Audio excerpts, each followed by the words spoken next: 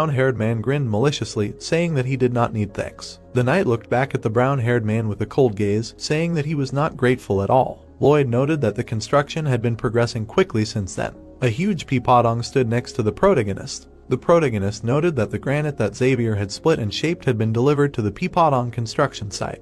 The man looked at the orc with bewilderment, who waved his hand. The orc told the man that he would only strain his back like that, and he would show him how it should be done.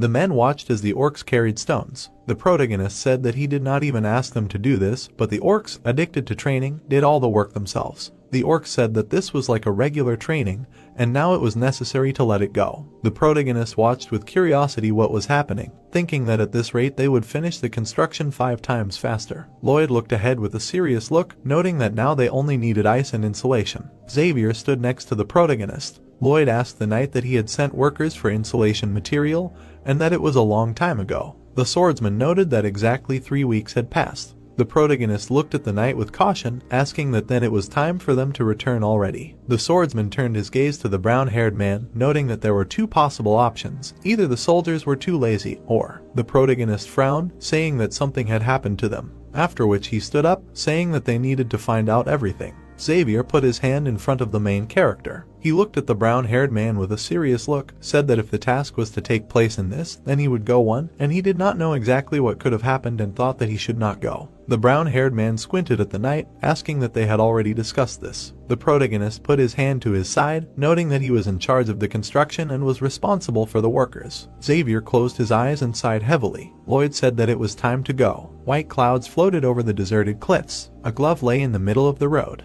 The protagonist leaned towards the glove, picking it up. He noted that these were the gloves he ordered for insulation work. Xavier squinted and looked away, calling out to the protagonist.